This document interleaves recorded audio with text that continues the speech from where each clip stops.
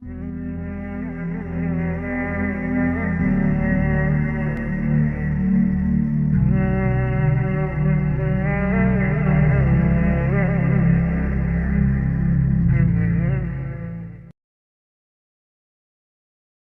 وقت کی نماز یہ میرے نبی کی آنکھوں کی ٹھنڈک ہے، پانچ وقت کی نماز اس امت کی شان پہچان ہے، اور اللہ تعالیٰ نے پہلی امتوں پر اتنی بڑی مشقت ڈالی کہ ان کی نماز مسجد کے علاوہ کہیں نہیں ہوتی تھی، مسجد میں ہی ہوتی تھی۔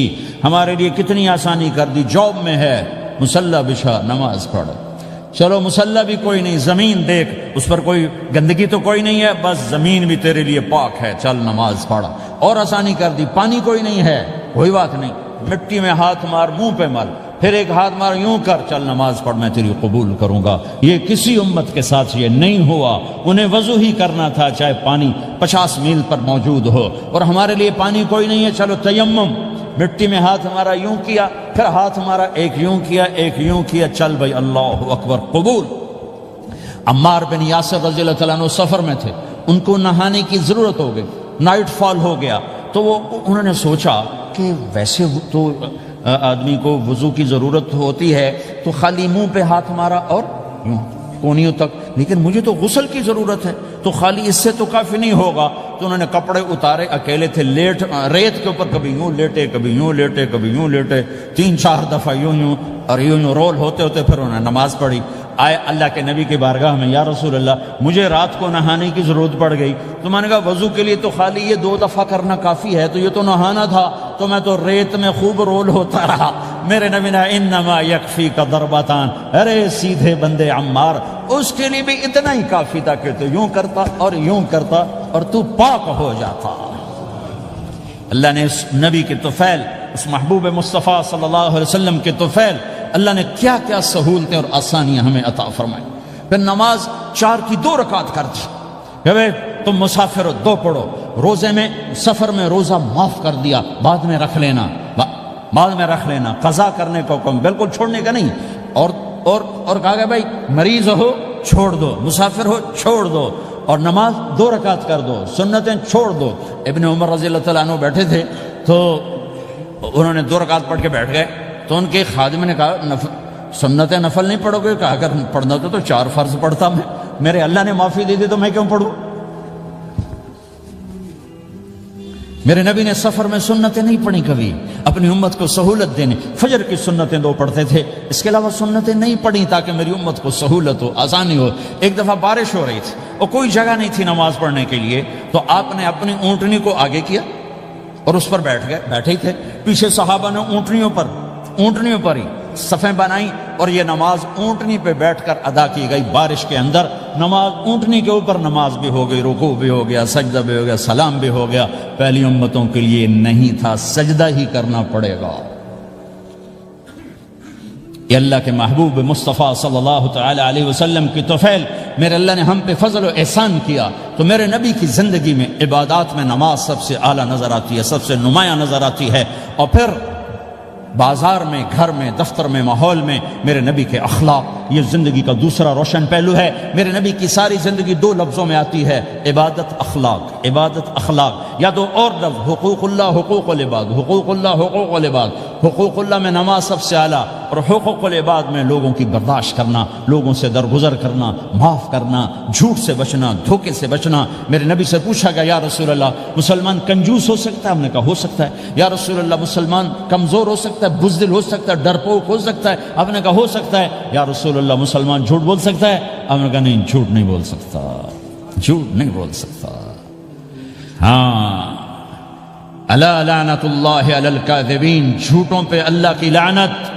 اس لعنت کے ساتھ 400 پاؤنڈ بچا لیے، 4000 بچا لیے، 4 ملین بچا لیے، 4 بلین بچا لیے، 4 ٹریلین بچا لیے، ساری دنیا کو بچا لیا، اور اوپر اللہ کی لعنت پڑی تو اللہ کی قسم گھاٹے کا سودا ہے۔ اور سچے ہو گئے، سچ بولا، یہ میں 100 پاؤنڈ کماتا ہوں، لے لو جو لینا ہے اس میں سے، یہ میں 1000 پاؤنڈ کماتا ہوں، لے لو جو لینا ہے، یہ میں 50,000 پاؤنڈ کماتا ہوں، لے لو جو لینا ہے، کہ مسلمان کی زبان سے جھوٹ نہیں نکلتا، سچ ہی بولتا ہے۔ آپ تشریف لے جا رہے ہیں، ایک آواز ہے یا رسول اللہ، آپ نے یوں دیکھا کوئی نظر نہیں آیا، پھر آواز ہے یا رسول اللہ، تو آپ نے دیکھا کہ ہرنی ڈیئر چھوٹی وہ کھڑی ہوئی رسی میں بندھی. تو آپ نے کہا کیا ہوا؟ کہا جی آپ کا صحابی مجھے پکڑ کے لایا ہے, میرے چھوٹے چھوٹے بچے بھوک سے رو رہے ہوں گے, آپ مجھے چھوڑ دیں, میں بچوں کو دودھ پلا کے واپس آ جاتا, مجھے پتا ہے میرے اللہ کی تقدیر میرے بارے میں کیا ہے. تو آپ نے کہا اگر تو واپس نہ آئی تو پھر؟ تو اس نے کہا مجھے اللہ جہنم میں ڈال دے. آپ نے اس کی رسی کھول دی, خود وہیں بیٹھ گئے. اس نے دوڑ لگائی اور پہاڑوں میں گم ہو گئے. تھوڑی دیر کے بعد وہ دوڑتی ہوئی آئی اور آ کے سر یا رسول اللہ میں حاضر ہو جاؤں. تو آپ نے اس کو باندھ کے وہیں آپ بیٹھ گئے, گئے نہیں. دیر کے بعد وہ صحابی آئے جنہوں نے اس کو شکار کیا تھا, پکڑا تھا. تو کہنے لگے, ان کا یا رسول اللہ آپ یہاں کیسے؟ کہ میں ایک درخواست لے کر آیا ہوں. کہ کیا؟ کہ یہ ہرنی مجھے ہدیہ کر دو. کہ یا رسول اللہ سب کچھ آپ کا ہے, کہ بس یہ ہدیہ کر دو. یا رسول اللہ حاضر. تو آپ نے اس کو لے کر رسی اس کی گردن سے نکالی کہ جا بچی اپنے بچوں کے پاس جا کے خوشی منا, سچ نجات دیتا ہے اور جھوٹ ہلاک کرتا ہے. ایک ہرنی جان کی بازی کھیل گئی سچ بولنے کے لیے, تم چند پونڈوں پہ جھوٹ بولتے ہو, ایمان کو برباد کر کے رکھ دیتے ہو. مسلمان جھوٹ نہیں بولتا, مسلمان دھوکہ نہیں دیتا,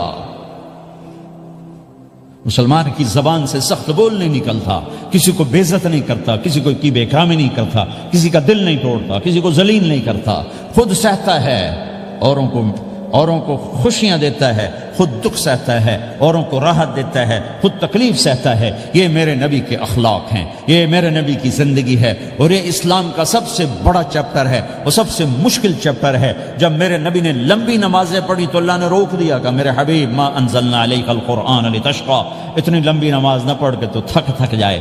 میرے نبی نے تبلیغ میں زور دکھایا تو اللہ نے روک دیا, فلتذهب نفسك علیہم حسرات. میرے نبی اتنا غم نہ کر کے آپ خود ہی آہیں بھرتے بھرتے آپ مر جائیں. میرے نبی نے مال سارا خرچ کیا, اللہ نے اس سے بھی روک دیا, ولا تبسطها كل البسط فتقعد ملوما محسورا. اتنا خرچ نہ کریں کہ آپ خود پھر دکھی ہو کے بیٹھ جائیں. خرچ کرنا بہت بڑا عمل, تبلیغ سب سے سارے عملوں کا سردار عمل. تبلیغ سے بڑا کوئی کام ہوتا تو اللہ نبیوں کو دیتا, اگر تبلیغ سے بڑھ کر کوئی کام ہوتا تو اللہ نبیوں کو دیتا, گشت سے بڑھ کر کوئی محنت ہوتی تو اللہ نبیوں کو دیتا. 950 سال نوح علیہ السلام گشتی کر رہے ہیں, اور اللہ کی مان لو, اللہ کی مان لو. اتنا عظیم عمل کا میرے نبی درمیانہ نماز سب سے بڑی عبادت, میرے نبی درمیانہ کام. لیکن جب میرے نبی نے اخلاق اچھے کیے, دشمن کو معاف کرنا. لیکن ایک آدمی آپ سوئے ہوئے تھے, آپ کی تلوار لٹکی تھی, ایک آدمی آیا, اس نے آپ کی تلوار اتاری اور یوں ہماری پسلی میں, آپ اٹھ کے بیٹھ گئے. اب وہ قتل کے ارادے کے لیے آ چکا ہے اور تلوار یہاں ہے, کہتا من یمنعک منی, اب بول تمہیں کون بچائے گا؟ تو آپ نے مسکراتے ہوئے کہا اللہ. تو اس کے ہاتھ سے تلوار گر پڑی, تو آپ نے اٹھا لی, آپ نے یوں سیدھی کی, اب تو بچا, تجھے کون بچائے گا؟ وہ کہنے لگا مجھے تو ہی بچائے گا. وہ تو اللہ کو جانتا نہیں تھا, کہ بابا مجھے تو ہی بچائے گا. تو آپ کہتے ہیں اس کا سر اڑا دو, یہ نبی کو قتل کرنے آیا ہے. میرے نبی نے فرمایا کلمہ پڑھتے ہو؟ کہ نہیں پڑھتا. کہ جاؤ معاف کیا. یہ میرے نبی کے اخلاق ہیں. 20 سال جنہوں نے قتل کے منصوبے بنائے, مکہ والے. جب آپ مکہ میں فاتحانہ داخل ہوئے, ابو سفیان سب سے زیادہ آپ کو دکھ پہنچانے والوں میں پیش, تو آپ نے ابو سفیان کو عزت دی. جو ابو سفیان کے گھر میں داخل ہوگا اس کو کچھ نہیں کہا جائے گا. آپ تو ابو سفیان کو بلا کے سولی پہ لٹکاتے, اور آپ کہہ رہے ہیں جو ابو سفیان کے گھر میں جائے گا اسے کچھ نہیں کہا جائے گا, جو بیت اللہ میں ہوگا اسے کچھ نہیں کہا جائے گا. سارا مکہ سامنے, آپ یوں بیت اللہ کا دروازے پر یوں دونوں ہاتھ ایسے ٹکا کے کھڑے تھے. پھر آپ نے کہا میں کیا کروں گا اب تمہارے ساتھ؟ تو سہیل بن عمر نے کہا آپ کریم ہیں, کریم کے بیٹے ہیں. تو آپ نے کہا جاؤ میں نے معاف کیا. یہ اخلاق آج مٹ چکے ہیں, مردوں سے, عورتوں سے, علم والوں سے, خانقاہ والوں سے, تبلیغ والوں سے, سب زیرو ہوئے پڑے ہیں. جب تک یہ اخلاق زندہ نہیں ہوتے اسلامی زندگی قائم نہیں ہو سکتی, اسلامی معاشرت قائم نہیں ہو سکتی. اور دین 2 چیزوں سے آگے پھیلتا ہے, ایک دعوت اور ایک اخلاق. دعوت اور اخلاق. دعوت نہیں ہوگی تو اخلاق وہیں پڑے رہ جائیں گے, اخلاق نہیں ہوں گے تو دعوت کوئی قبول نہیں کرے. میرے نبی نے کتنے معجزے دکھائے مکے میں, نہیں کلمہ پڑھا. بدر میں ان کے 70 مارے گئے, فرشتوں کو دیکھا, جبریل کے گھوڑے کی آواز سنی, کلمہ نہیں پڑھا. خندق میں شکست ہوئی, کلمہ نہیں پڑھا. پانی نکلتے دیکھا، انگلیوں سے کلمہ نہیں پڑا. ایک بکرے کا ایک بازو پکایا، ایک بازو بکرے کا، ایک اگلا جو بازو ہوتا، اور 40 آدمیوں نے کھانا کھایا اور ایک بوٹی کم نہیں ہوئی، ایک بوٹی کم نہیں ہوئی، کلمہ نہیں پڑا. لیکن جب میرے نبی نے کہا جاؤ معاف کیا تو سارے ہی کلمہ پڑ گئے کہ واقعہ یہ اخلاق نبی کے ہو سکتے. حنین کی جنگ میں جب بھاگے لوگ، شکست ہوئی، تو ایک صحابی کا بھاگتے ہوئے پاؤں ہمارے نبی کا پاؤں پر آیا، اور جوتا سخت تھا، تو آپ نے کہا اوجعتنی، اور آپ کے ہاتھ میں چھڑی تھی، آپ نے اس کو یوں ماری، اوجعتنی، ارے تو نے مجھے کتنا زیادہ درد پہنچایا، دکھ پہنچایا. وہ بیچارے پگھل کے رہ گئے اور پریشان ہو گئے، اور فرماتے ہیں سارا دن میں پریشان، ساری رات پریشان کہ اللہ کے نبی کو میں نے تکلیف پہنچائی، اب میرا کیا بنے گا. اگلا دن ہوا تو اعلان ہو رہا تھا بھائی جس کا پاؤں نبی کے پاؤں پہ آیا تھا اس کو اللہ کے نبی بلا رہے ہیں. تو صحابی کہنے لگے میں نے سمجھا بس اب میری تو دنیا بھی گئی اور آخرت بھی گئی، اب میرے اوپر کیس بنے گا اور مجھے ڈانٹ ڈپٹ بھی ہوگی، میرا کتنا بڑا گھاٹا نقصان ہوگا. یہ حاضر ہوئے ڈرتے ڈرتے. تو آپ نے فرمایا میرے بھائی کل میں نے تمہیں چھڑی ماری تھی، وہ مجھے معاف کر دینا، اور یہ 80 اونٹ تمہیں ہدیہ دیتا ہوں، 80 کیملز یعنی 80 پراڈو، 80 رینج روور کا یہ میری طرف سے تمہیں ہدیہ ہے. وہ حیران پریشان، یہ میرے نبی کے اخلاق ہیں، یہ میرے نبی کے اخلاق ہیں. کانٹے بچھانے والی نے 4 دن آنا چھوڑ دیا، بیمار ہو گئی تھی. تو ہم نے کیا بات ہے، وہ ہمارے راستے میں اب کانٹے کوئی نہیں ہیں. کہا جی وہ بیمار پڑی ہے جو کانٹے بچھاتے تھے. تو آپ اس کے گھر چلے گئے، ماں جی خیریت تو ہے، آپ ٹھیک تو ہیں؟ کہا بیٹا مجھے کلمہ پڑھا دے، بس تیرے اخلاق نے مجھے فتح کر لیا ہے. میرے بھائیوں یہ چیپٹر بھول چکے ہیں، بھول چکے ہیں، بھول چکے ہیں. جب تک یہ چیپٹر زندہ نہیں ہوگا زندگی اسلامی نہیں بنے گی، معاشرہ اسلامی نہیں بنے گا، اور آگے قوموں کے لیے اسلام کا دروازہ نہیں کھلے گا. ہمیں معاف کرنا آتا ہو، ہمیں گالی دینے والے کو دعا دینا آتا ہو، غیبت کرنے والے کی تعریف آتی ہو، اور غیبت کرنے سے، غیبت سننے سے اپنے آپ کو ایسے بچاؤ جیسے زہر سے بچاتے ہو، جیسے آگ سے بچاتے ہو. ایک دوسرے کو نفرت کا بول نہ بولو ورنہ ساری زندگی تباہ و برباد ہو جائے گی. میرے رب کی قسم، میرے نبی نے کہا ایک زبان کا بول انسان بولتا ہے اور جہنم کی گہرائیوں میں گر جاتا ہے، اور ایک زبان کا بول انسان بولتا ہے اور جنت کے درجات پر چڑھ جاتا ہے. یہ زبان بہت طاقتور چیز ہے. میں ہر بیان میں اس کو دہرا رہا ہوں کہ جتنا یہ عمل ختم ہو چکا ہے اتنا کوئی عمل بھی نہیں ختم ہوا ہے. اور ایک صحابی ہیں ابو دجانہ. کون ابو دجانہ؟ السابقون الاولون من المہاجرین والانصار، اس میں پہلی صف کے صحابہ. کون ابو دجانہ؟ جب آپ حج پر گئے تو اپنی جگہ مدینے کا امیر ابو دجانہ کو بنایا. ابو دجانہ حج میں شریک نہیں ہوئے کہ آپ نے اپنی جگہ ان کو اپنا نائب بنا کے وہاں کھڑا فرمایا ابو دجانہ میری جگہ پر مدینے کا امیر ہے. یہ وہ ابو دجانہ ہیں. کون ابو دجانہ؟ جو جنگ بدر سے لے کر آخری حج تک ہر سفر میں شریک ہیں، ہر سفر میں شریک ہیں. ان کی ایک بات میں بتانا چاہتا ہوں، پہلے تھوڑی سی ان کی ہسٹری بتانا چاہتا ہوں. کون ابو دجانہ؟ احد کی جنگ میں آپ نے تلوار اٹھائی، کہ اس تلوار کو کون لے گا؟ کئی صحابہ کھڑے ہو گئے. آپ نے کہا اس تلوار کا حق کون ادا کرے گا؟ سارے بیٹھ گئے. 3 آدمی کھڑے رہے، ایک زبیر بن عوام، ایک عمر بن خطاب، ایک ابو دجانہ. ان کا نام ہے سماک بن خرشنہ. سماک بن خرشنہ ان کا نام ابو دجانہ سے مشہور ہے. تو آپ نے تلوار نہ عمر کو دی، نہ زبیر کو دی، ابو دجانہ کو دی. تو عمر رضی اللہ عنہ نے تو محسوس نہیں کیا، حضرت زبیر نے محسوس کیا کہ اس کو کیوں دی، مجھے کیوں نہیں دی؟ میں مہاجرین میں سے ہوں، میں پھوپھی کا بیٹا ہوں، میں اس سے دلیری میں کم نہیں ہوں. بلکہ حضرت زبیر کی دلیری کی تو دھک تھی، جدھر سلوار چلتی تھی کاٹتی چلی جاتی تھی. کہنے کہ میں دیکھوں گا یہ کیا کرتا ہے. تو ابو دجانہ کے پیچھے پیچھے زبیر ہو لیے. تو ابو دجانہ نے جو حملہ کیا تو 3000 کا لشکر تھا، اس کو چیر کے پار نکل کے، پورے لشکر کو کاٹ کے پار نکل کے. اور آگے عورتیں کھڑی تھیں جو مکے کے لشکر کو تیار کر رہی تھیں. نحن بنات طارق نمشی علی النمارق مشی القتل بوارق المسک فی المخالق المسک فی المفارق والدر فی المخالق ان تقبلوا نعانق وتدبروا نفارق فراق غیر وامق. یہ گانا گا رہی تھیں اور ان کو تیار کر رہی تھیں. تو جب ابو دجانہ کی تلوار نظر آئی تو سب بھاگی. ہندا پکڑی گئی تو آپ نے یوں اپنی تلوار ہندا کے سر پر رکھی، انہوں نے چیخ ماری، تلوار ہٹا لی. تو تو زبیر پیچھے پیچھے کہ کیا کیا ہے؟ جنگ میں اگر کوئی عورت حصہ لے اسے مارنا جائز ہے، ویسے جائز نہیں ہے عورت کو، بچے کو، بوڑھے کو ہاتھ لگانا جائز نہیں ہے۔ تو انہوں نے کہا تلوار کیوں نہیں چلائی؟ کہا میرے محبوب کی تلوار ہے، عورت کے خون سے رنگین کر کے اس کی شان نہیں گھٹانا چاہتا، یہ میرے نبی کی تلوار۔ پھر واپس ہوئے، پھر اٹیک کیا اور پھر مجمع کو چیر دیا۔ سامنے ایک آدمی آ رہا تھا ہاتھی کی طرح، اتنا لمبا موٹا تازہ۔ تو زبیر کہنے لگے میرے جی میں آیا کبھی اس کی ٹکر ہونا پھر میں دیکھوں ابو دجانہ کیا چیز ہے۔ تو اللہ کا کرنا ایسا ہوا ابو دجانہ دونوں آمنے سامنے ہو گئے۔ تو وہ ایسے شاہ سوار تھے کہ دونوں طرف کے لشکر ذرا تھم گئے اور وہ دونوں بھڑ گئے۔ ابو دجانہ کے اپنے جوہر، اس پہلوان کے اپنے جوہر، غبار اٹھا، مٹی اٹھی، اور اس کی اپنی طاقت، ان کی اپنی طاقت، انہوں نے ابو دجانہ کو اس نے زخمی کر دیا۔ ابو دجانہ نے جو جوش میں آ کے ماری تلوار، اس کو لگی یہاں، تو اتنی طاقت سے لگی کہ اس کے نیچے اتر کر 2 ٹکڑوں میں تقسیم کر دی۔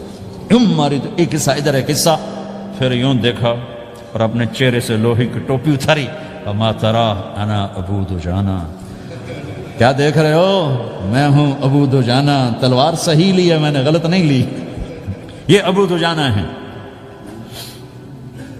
اور جب شکست ہو گئی احد کی جنگ میں، اور پھر 10-12 آدمی نے آپ کو گھیرے میں لیا ہوا تھا، ان میں ایک ابو بکر تھے، عمر تھے، علی تھے، طلحہ تھے، زبیر تھے، سعد بن ابی وقاص تھے، اور سہل بن حنیف تھے، عبادہ قتادہ بن نعمان تھے، اور ابو دجانہ تھے رضی اللہ تعالی عنہم۔ ان میں سے ایک ابو دجانہ بھی تھے، اور یمامہ کی جنگ میں ابو دجانہ شہید ہوئے، یمامہ کی جنگ میں شہید ہوئے۔ یہ ابو دجانہ کی تھوڑی سی سیرت آپ کے سامنے آئی ہے۔ اس کے بعد اب آپ ان کے قول کو سنو تاکہ اس کا وزن آپ کے سامنے آئے۔ یہ بدر کے شریک ہیں، اللہ کے نبی نے کہا بدر کا صحابی جو مرضی کرے بخشا گیا۔